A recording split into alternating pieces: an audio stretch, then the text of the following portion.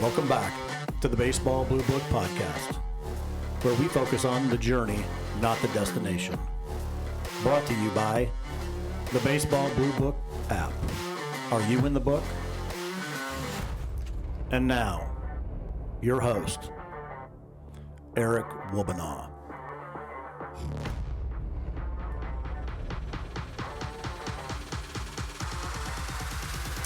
Welcome back to the Baseball Blue Book Podcast. My name is Eric Wobanaw, the president of the Baseball Blue Book. Excited to have a few coaches on at this kind of time that we're celebrating the holidays and getting geared up and ready for the 2023 season. Today we've got Coach Rob Hardy, Rice University, with us. Rob, how are you today? I'm fantastic. How are you? Doing great, thank you. And how are the holidays? Holidays were fairly relaxed and very easy going. Didn't do a whole lot. Spent time with some of my extended family here in Houston and just got to hang out. How about you? That's great. Well, hey, it was a lot of fun. We're up here in Missouri, and we had a 28 to 30 below, I think, a few days, and now it's 55 degrees out. So in just a few days, it's swung about 80 degrees. Oh, it's 80 degrees here in Houston, so I got it. I feel it. Well, I appreciate you joining me at this time that it's usually the only time that a coach kind of has some downtime is between the two holidays. And so I really appreciate you jumping on with me. And we're the whole thing about the Blue Book Podcast is getting to know the coaches. It gives us an opportunity to kind of dig into people's personal side a little bit, understanding kind of their upbringing, what made them excited about baseball, and the steps that they've taken to where they are today. And that's what we're going to do. So I'm really looking forward to hearing about you. Your bio bios are always nice, but it doesn't really tell you the big picture, and that's kind of what we're going to do. Mm-hmm. So we'll get started right away. Why don't you start? With first of all, who you are, what you do right now, and then kind of go back to wherever you'd like to start. Kind of when you first picked up a glove and a ball and started getting interested in the game of baseball. Oh gosh! All right. So currently at Rice University. Last year I was the director of player development. I ran our pitching lab and our hitting lab, which is a full biomechanical analysis and. It has force plates, Trackman, Edgetronic, any sort of camera angle or position that you could possibly think of, and trying to collaborate with our coaching staff on how to develop our players and make them into, quote unquote, the best that they can be. So that was my position here last year. This year, I've become an assistant coach, transitioned substantially. I'm now working with our catchers. I'm going to be our first base coach. And I work hand in hand with Coach Cruz and Coach Janish, both with the outfielders, the infielders, and I still run our pitching lab on a day-to-day basis to make sure that our pitchers are still getting the same love that they're supposed to get. So it's this position has transitioned for me into becoming more of a Swiss Army knife and less of a one-man wrecking ball in a certain area. And I'm incredibly fortunate and blessed to have Coach Cruz, say he has that trust in me to be able to do that. That is, I'm beyond grateful for that, and that's where I'm at today. And I got a lot of thanks for that guy over there in West U, or South Main for that matter. So hey, before you go into going back, a quick question. So basically, you took on more responsibility, and you held on to what you're doing today. You're still doing the kind of the pitching lab and responsible for all of that, but you've added a lot of other responsibilities. How are you fitting all that into the same day? Is it just more efficient in how you're managing things, or are you overwhelmed a little bit? No, I'm not overwhelmed at all. Now, there aren't enough hours in the day. There are not. Yeah. I'm incredibly fortunate for that fact. I watched a video, Instagram, YouTube, or something yesterday where an individual was talking about his day, and he broke his day down into, he's like, other day, I have 3 days. You have 1. I have 3. My day 1 is from 6 to noon. Day 2 is from noon to 6. Day 3 is from 6 to midnight. And then I sleep from midnight to 6. And that kind of clicked with me. It stuck with me especially within the past 5 or 6 months. Yeah. That's kind of the way that I go about it. Now, I'm not a one-man wrecking machine. We are incredibly fortunate at Rice University. I'm not going to beat around the bush. I have so many people to shout out as far as making my life easier, because I'm just the vessel of information to our guys, our actual players. We have a director of baseball analytics, or baseball analytics coordinator is his official title, Adam Gurn. He's an absolute genius. And I'm telling you, like, whatever code you want, whatever you want to get produced from Trackman or Kinetrax or anything like that, that dude's going to be able to put his hands on it and make sure that it gets done. And then on top of that, he has a team of nine or 10 student managers. Now, Rice University is incredibly, to be at Rice University, you have to be incredibly smart and incredibly intelligent. To say that if we weren't using our student population in some way, shape, or form would be doing a disservice to the program is incredibly true. So I have to thank every single one of those guys for helping us out. We have an incredible student analytics department, and then our student managers on top of that. So with that being said, I do break my days down, because the amount of hats that you have, you are working from 6 to noon, noon to 6, 6 to midnight. You are. And on top of that, I work hand in hand with, some of the best and brightest up and coming people. Some of these guys are going to be GMs or assistant GMs or director of player analytics, or like any title with some. Well, it is a lot. I'm incredibly fortunate to have those individuals around me, and I'm grateful every single day when I come to work for them. That's awesome. Well, I appreciate that. I know it's like we took a sidestep on that, but I think it's it's really important for people to understand, the amount of work that goes into just the day-to-day, not just preparing for the season or the recruiting side. There's so much more. And I think that one of the things I really enjoy with these podcasts is getting to know people's day to day as well. And that just gave a small glimpse into how to manage that.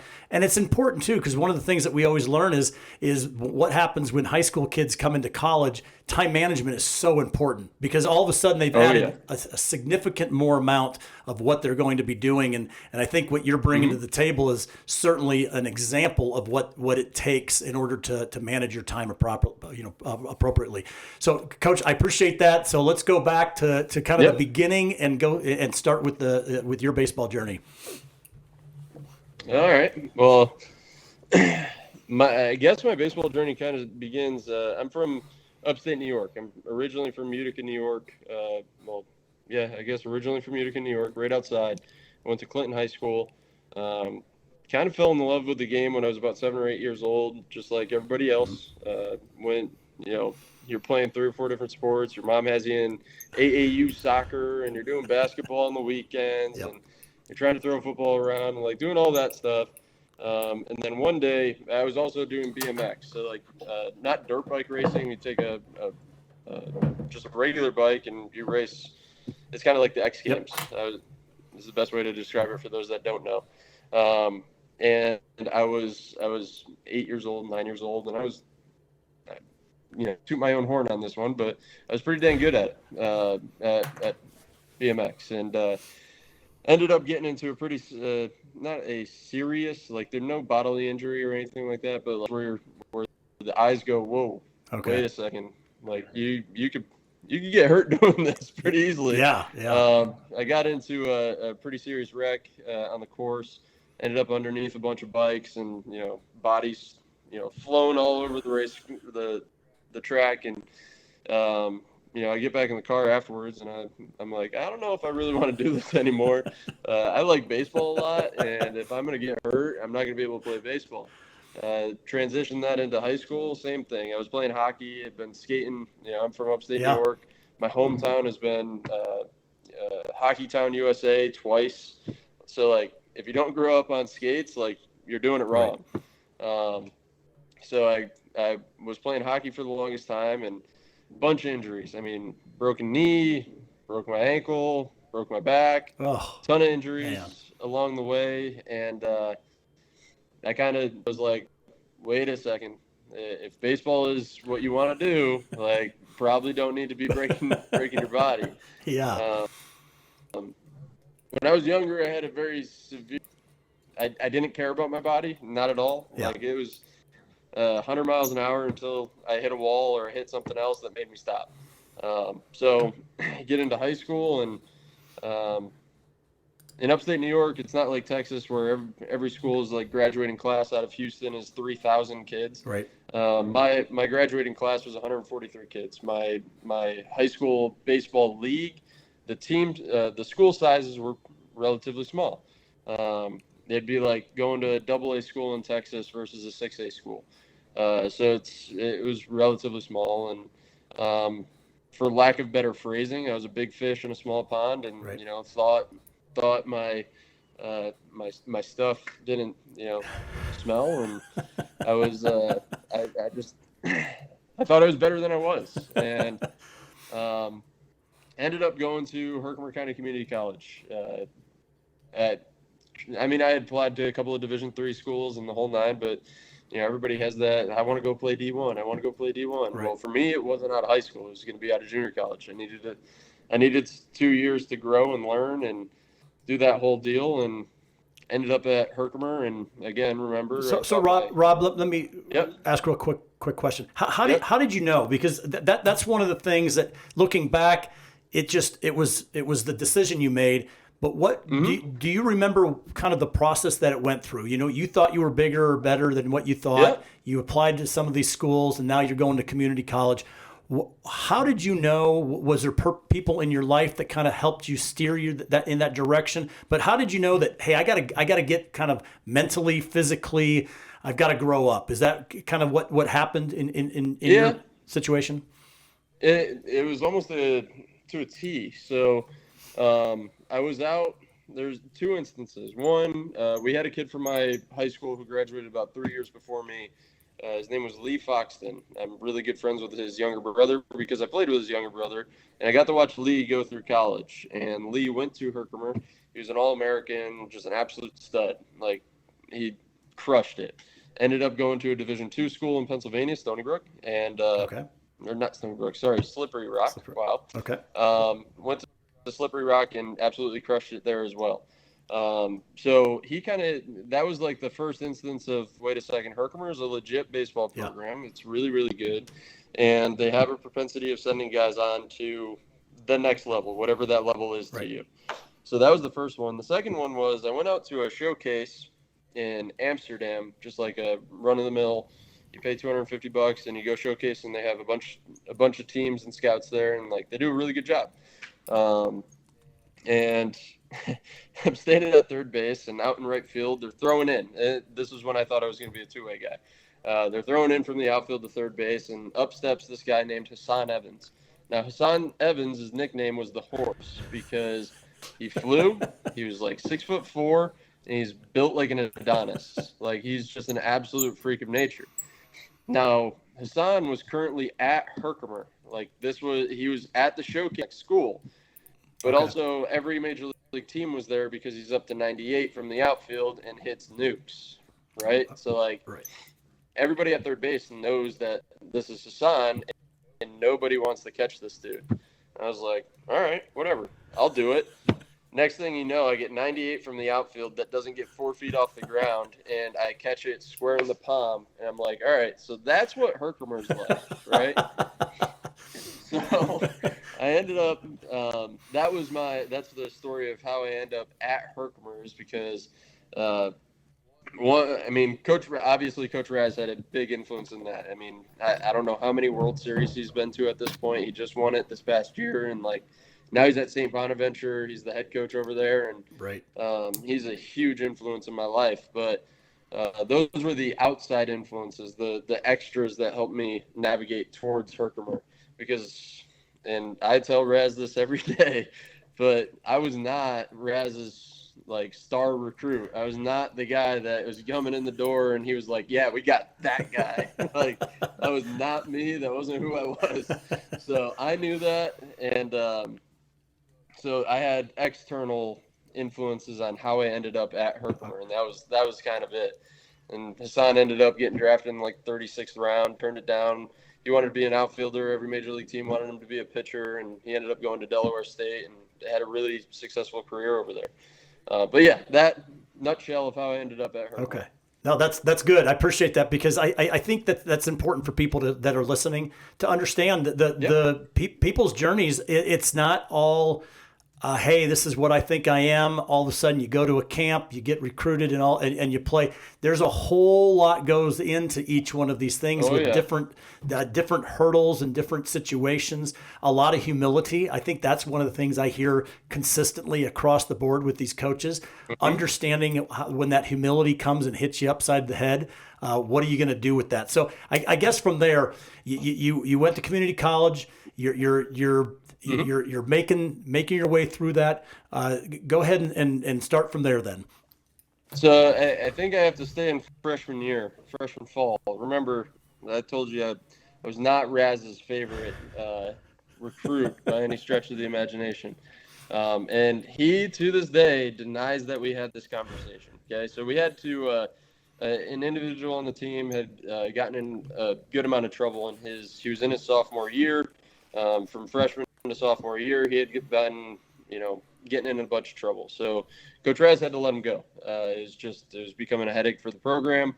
It was dragging down a bunch of our teammates, and we had a good ball club. Like, why keep that kid around if he's just going to keep causing problems? So come in after that meeting, and Raz sits me down and basically tells me that I am the worst kid on the team. If we didn't get rid of that guy, it was going to be this guy, right? Thanks, Coach. I literally I'm sitting there like, all right, well, I see where I sit. I see where I stand. To this day, that's the most influential conversation I've ever had. Somebody that was unapologetically truthful is one of the most influential things in my life. I mean, and again, Raz will deny that conversation ever happened, but it did, and it lit a fire under me that wasn't there. Yeah. It wasn't at all. And I loved the sport. I loved the game. I loved everything about it, but I didn't know the direction I needed to go in. And I don't even know if after that conversation, when basically he just told me I stunk, and if we didn't get rid of him, it was going to be you. I didn't even know if I knew what the direction was. I just knew it wasn't the way I was going. So let's do some dramatic overhauls. I mean, I overhauled my diet. I overhauled the way I was working out. I overhauled the way I was throwing preseason. I mean, I overhauled a lot. And this was after he was instrumental in my velocity gains my freshman year. He gave me a couple of tips, low-hanging fruit type situations where I went from, low 80s to all of a sudden I'm mid 80s, upper 80s. And Coach Raz helped me, but I still wasn't very good. So I overhauled everything: mental approach, physical approach, the way I was just going about life. And roughly about this time, I met my now fiance. So we've been together for 10 years. And I swear to God, if it wasn't for those two, my fiance and Coach Raz, like, I probably wouldn't be on the path that I'm on today. Them kept me in line. And now I'm not a bad kid. I wasn't getting into the wrong things or any of that nature, but like, they kept me. They are the most truthful individuals in the world, my fiance and Raz, and whether I like it or not, on any given day, it's needed. It's needed in your life. That's great. So that's my freshman year in a nutshell. I came back and had a good freshman spring. Ended up falling into the closer role and did really well. My sophomore year, we went to the Junior College World Series. We came in third, and now we get into the transition from junior college to Binghamton University. I was unrecruited as a sophomore fall. Barely got any phone calls or anything like that. Went on a visit to Buffalo. Spoke with Coach T out there, and if it just didn't work out, they probably went with somebody else and instead of me, which is just the nature of the beast. Yep. And it's fine, perfectly fine. Get no phone calls over the winter, get into the spring, and it starts like falling into, all right, I'll talk to SUNY Cortland and Oswego and Brockport and SUNY Queens down in the city, which is a Division II school. Little did I know that behind closed doors, Coach Raz was calling Coach Herba down at Binghamton about me. I didn't know this, and it just was happening because Coach Raz saw this in me and was helping me out. And one day I get a follow on, it might have been April maybe of my sophomore season.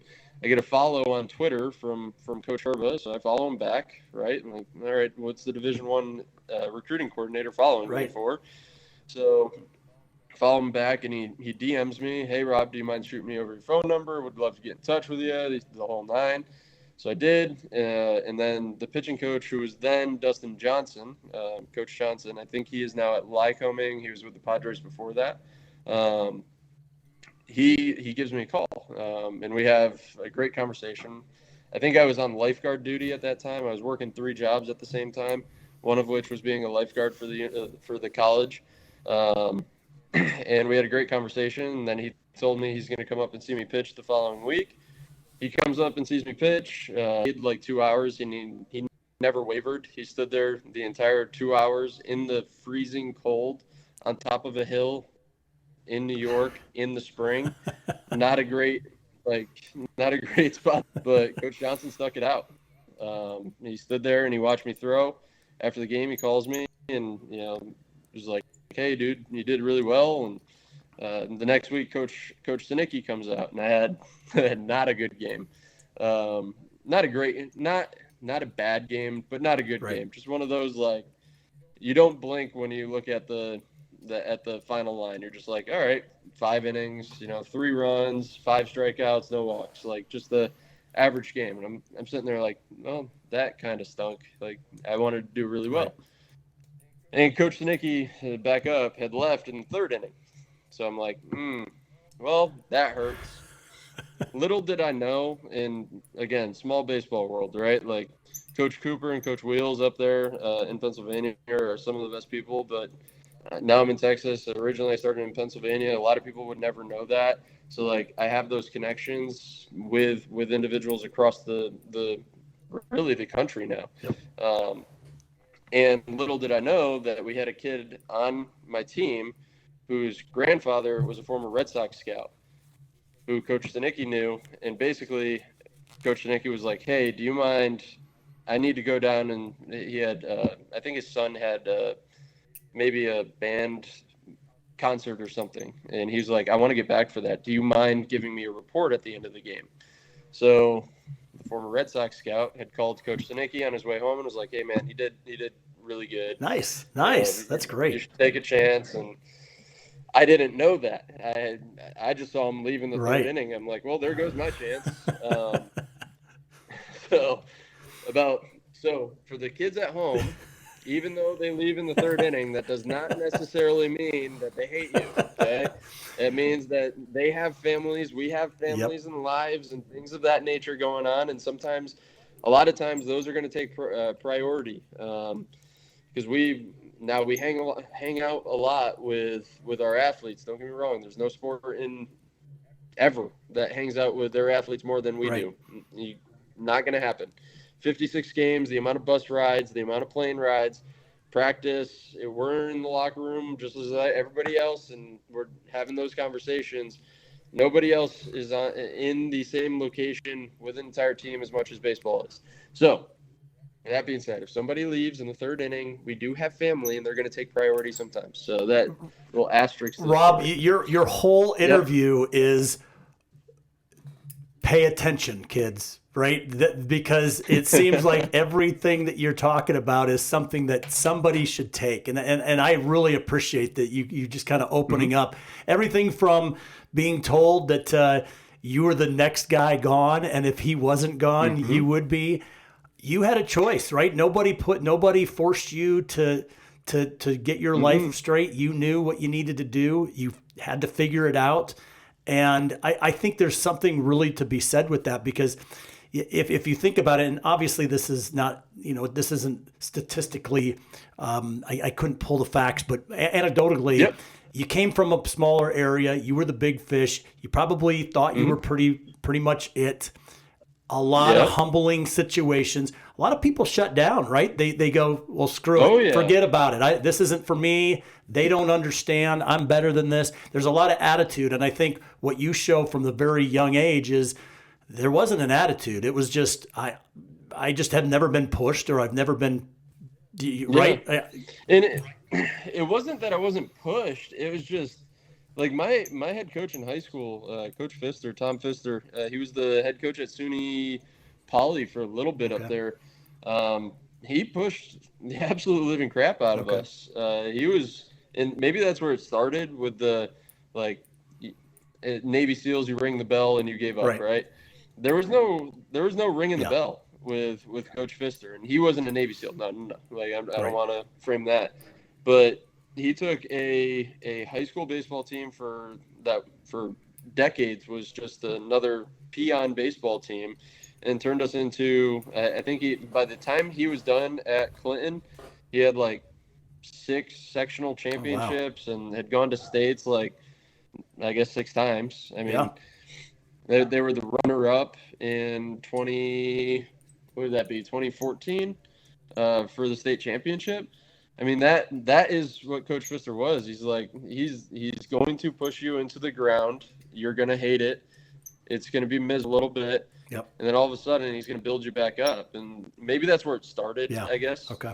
No, it's great. I was just saying, there's a lot of, there's just so many good stories of going, you had a choice at that time, kind of which way you were going to go. And it would have been just as easy as saying, hey, this isn't for me. And you could go a different direction. I think that's really the point that I was trying to come across. No, anyway, sorry for interrupting. This has been such a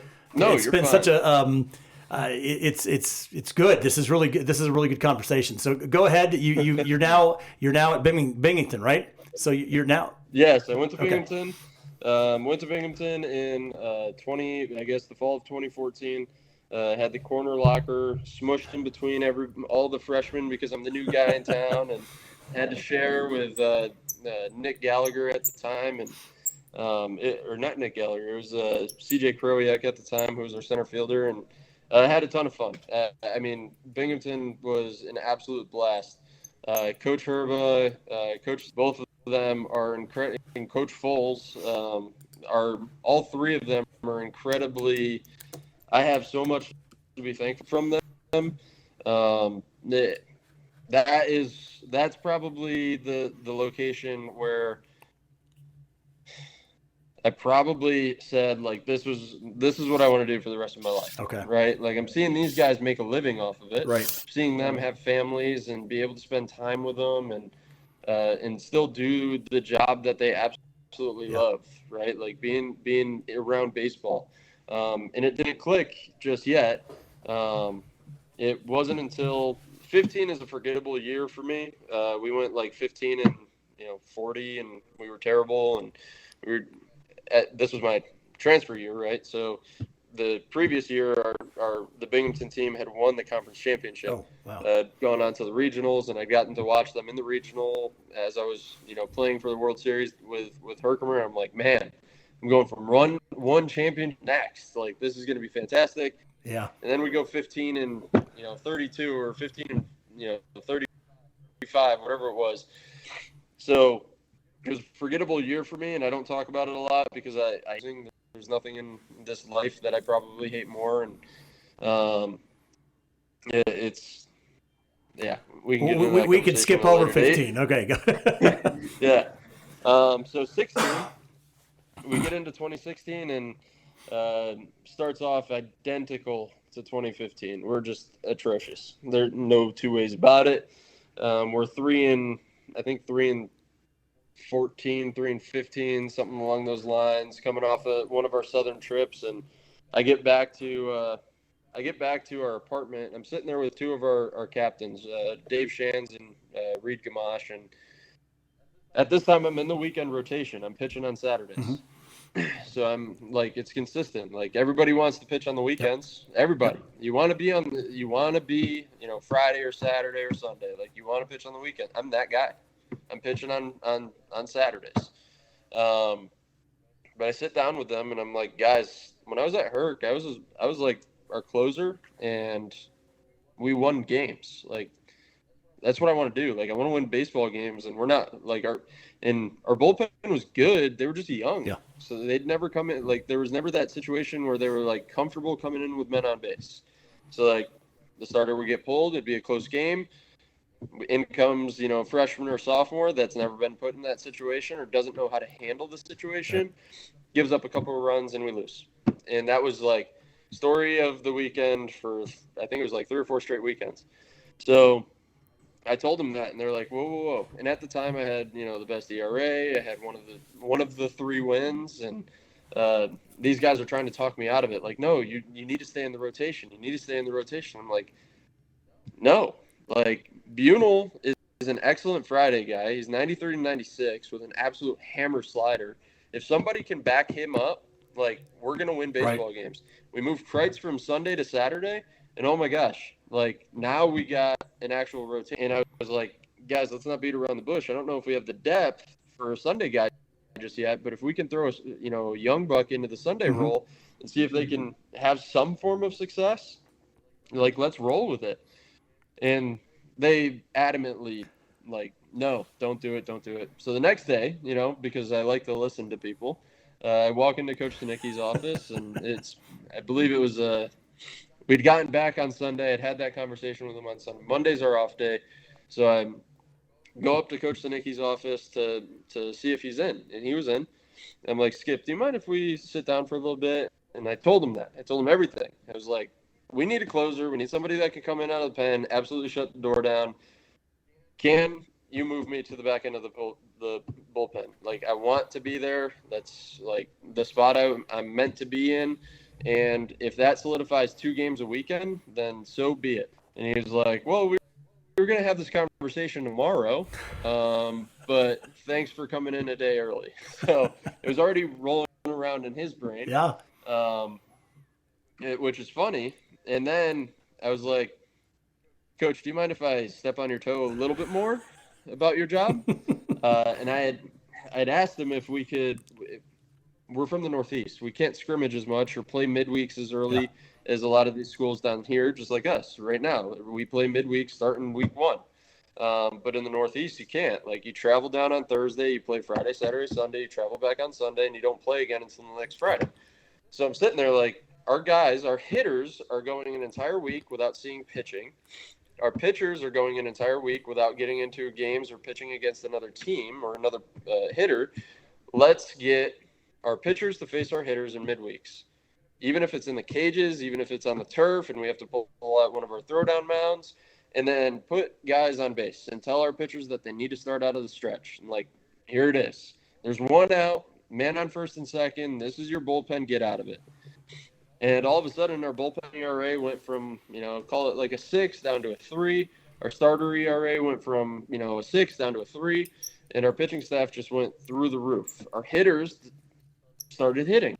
Why? Because they were getting more consistent game time the entire time.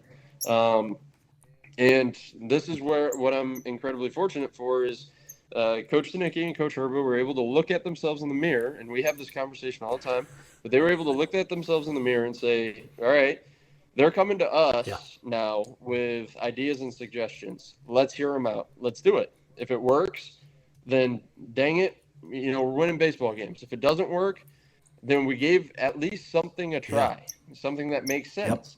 And it worked. We ended up so I'm telling you, we started 3-16. We finished the year in 30-27. Wow. So whatever that math equates to, 27 and 12, 15 or 12, whatever it was. That's awesome. Well, and to finish the year. Yeah. And you knew you were going to be a coach. Well, that's coming up. Ended up winning the conference tournament in unbelievable fashion. We came down. We played A&M. At A&M, we lost 4-2.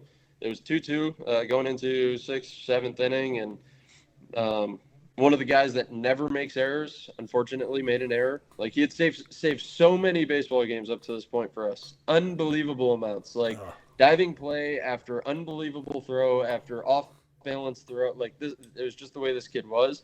And a ball just hit off his glove in the wrong direction. Makes one error. A&M being a really, really good squad at the time, ended up putting 2 on the board.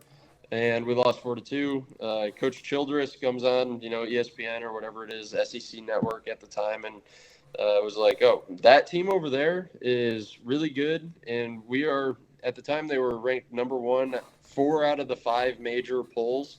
They were like, "I don't know how one of the number 1 teams in the country drew that team. Like, keep them the heck away from us." Like, it was one of the best things. Like, That's great. That's great. An opposing coach can say for another absolutely. Team. So I don't know Coach Childress. He doesn't know me.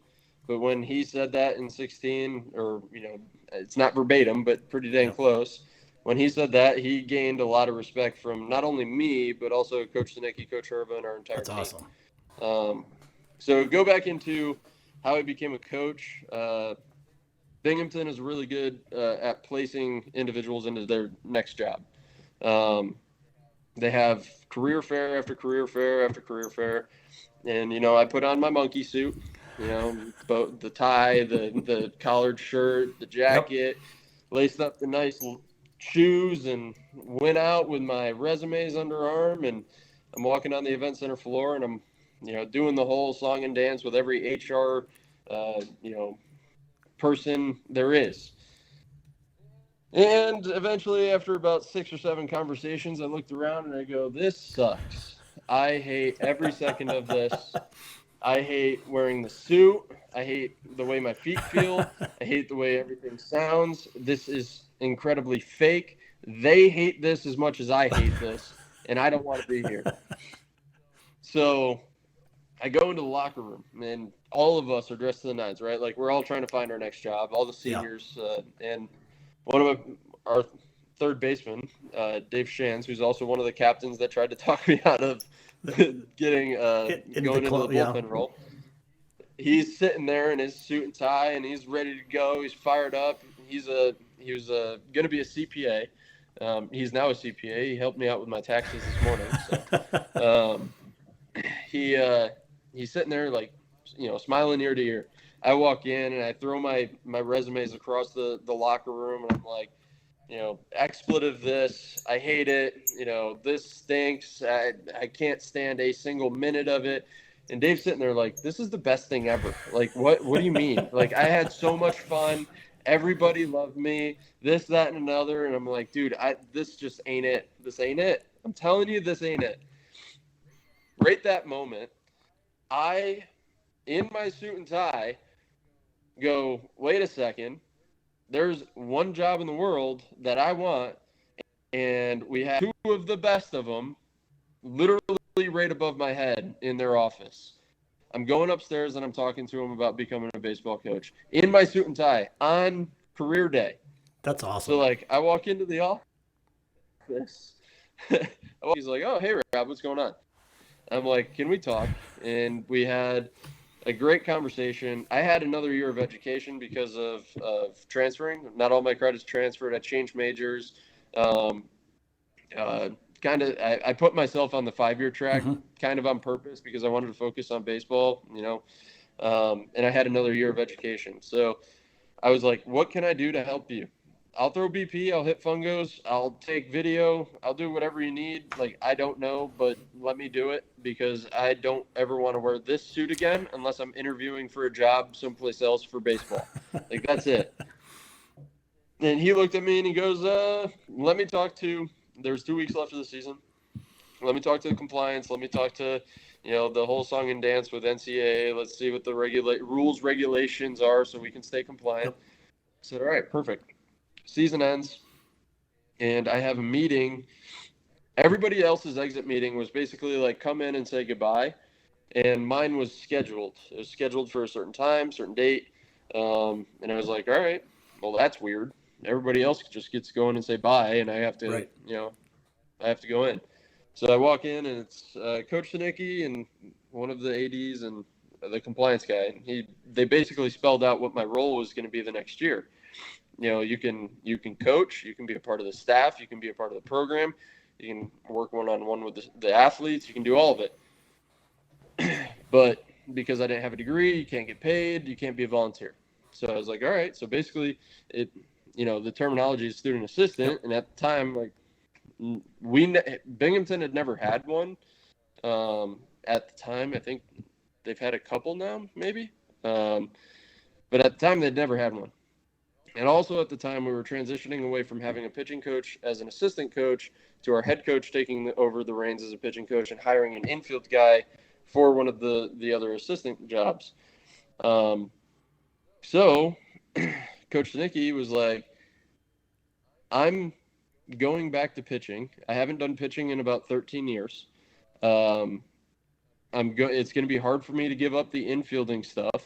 I'm probably going to hang out with now it's Coach Mike Foley.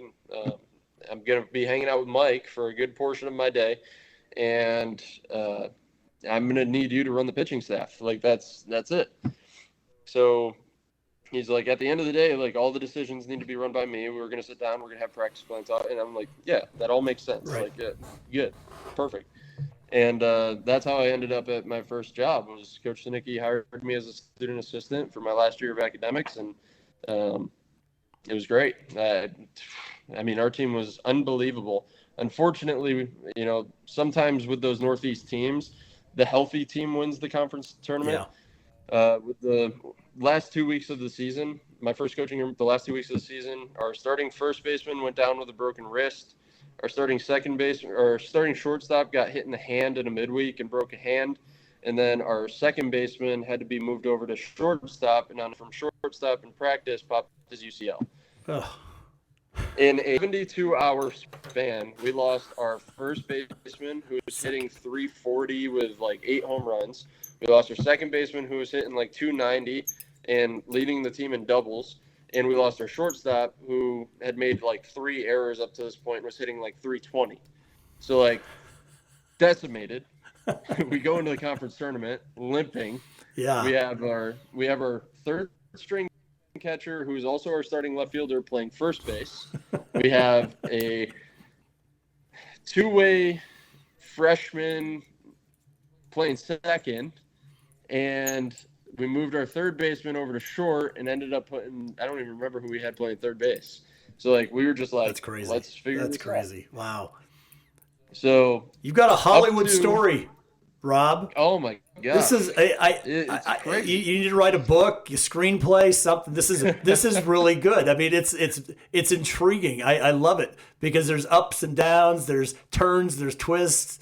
You got a great story. Oh, yeah. Absolutely a great story. So now you got your first gig. I typically want to keep this a little shorter than it is, but it's been so good. Few more minutes. So you had your first kind of your student assistant job, finishing up school. What happened next? So then I went to Bloomsburg University. I coached with Coach Mike Collins. MC is an unbelievable human being. Oh my gosh. There was only 2 of us. It was him and me. That was our entire coaching staff. We had 28 guys on the team. I had 13 pitchers both years, and it was unbelievable. Like the amount of freedom that you get in your first job should not be that. It shouldn't be. And here's the pitching staff. And also, by the way, I need help with the hitting, right, the defense, and the outfield, because I'm also a head coach and I have to do the head coaching thing. Right. I'm like, okay, sure, let's roll. And fortunately, MC had done an unbelievable job MC and Pat Brown, who's now at St. Joe's, had done an unbelievable job at recruiting. They brought in a bunch of talent, and they were just young the previous 2 years. So I inherited a really good team. There's no 2 ways about it. And I just tried to get their focus on throwing, consistent strikes from multiple different slots for one guy, and just like, let's do it. Let's roll. Let's find a way to do it. And they did. They listened. They were, absorbing everything. They wanted to learn and get better, and we did. So my first year, we ended up getting an at-large bid to the Division II regionals for the first time since, I think, no, it was like 2003 or something at Bloom.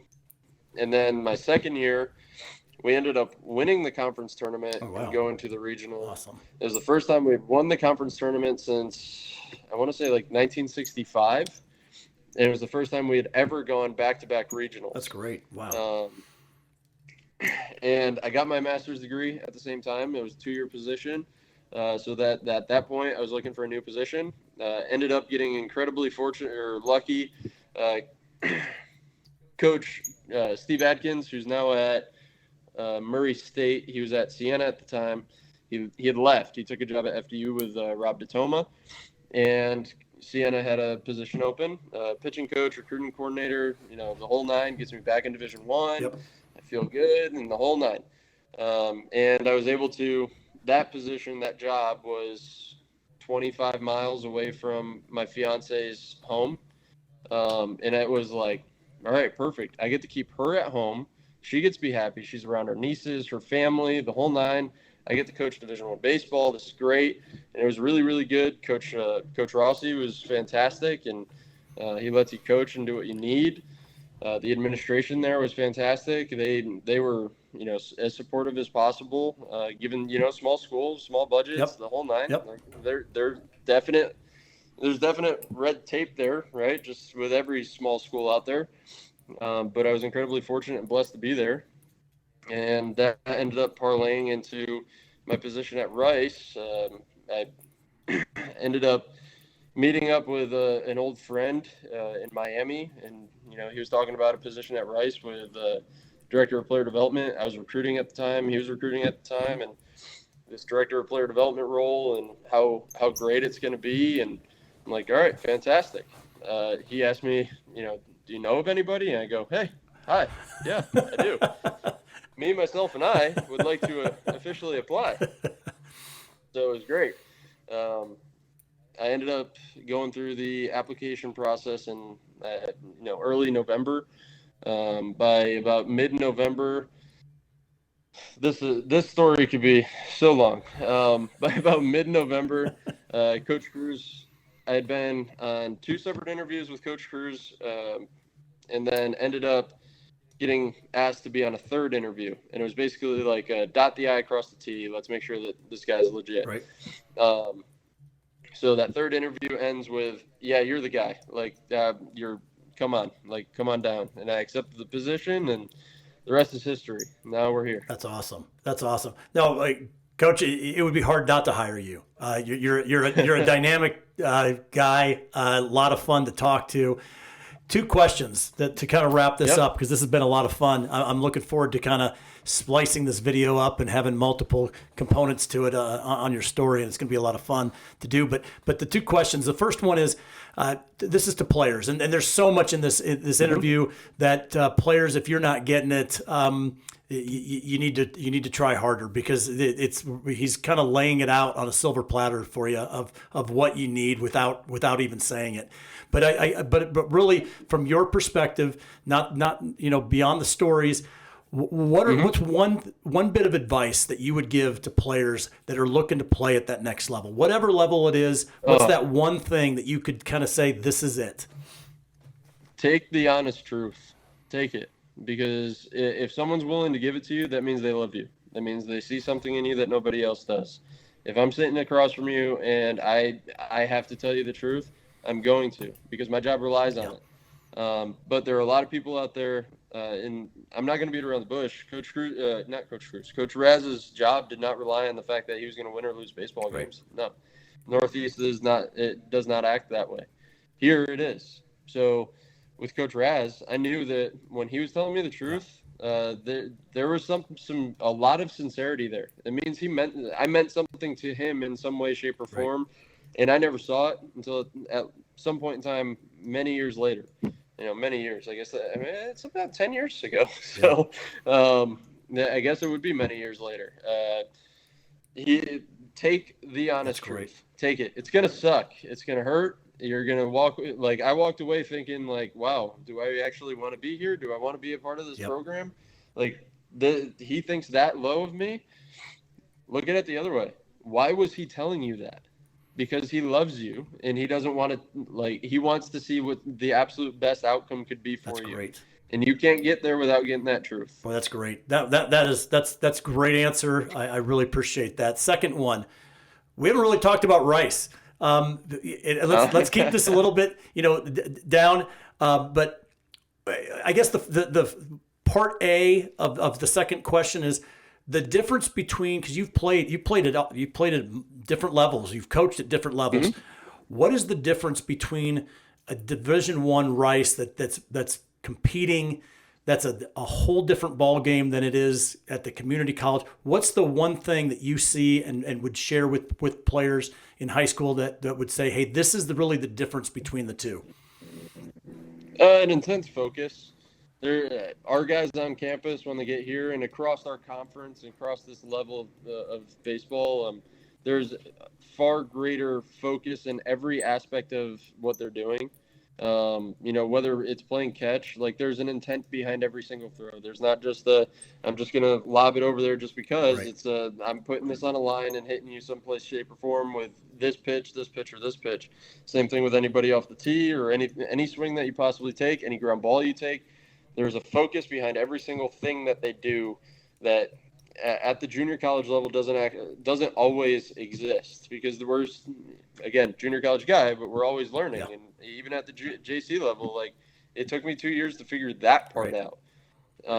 So that's what the difference is. And there's physicality aspects, and there's actual other differences. Right. But the one separator is they learn that focus at a much younger age. And it's hard. It's hard to learn.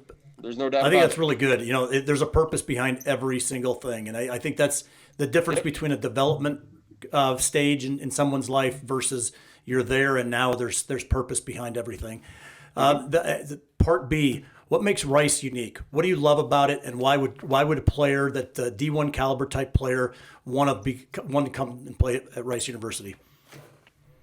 We have two guys on staff here, and Coach Cruz and Coach Janish, that don't need to be here. One's a 9-year big leaguer. The other is a 12-year big leaguer. Coach Cruz spent time in the Players Association, and his resume is a mile long, was an assistant coach for the Tigers. And Coach Janish's resume is a mile long, and both of them have Rice degrees, which carry an immense amount of weight. They don't need to be here. They don't, right? I think we all know that they could be elsewhere and doing other things. But they care so much about this program that they were willing to come back, and they were willing to be the assistant coaches here to make sure that this program gets to the level that they believe it should be at, just like when they were both here. Both of them came here. Coach Janish was here when they won the national championship in 2003, and Coach Cruz was here when the program started to go like this. Right. So they have so much love for this program, so much love for the university, so much love for the area, and they want to see nothing but the best for anybody that walks through these doors and into Reckling Park.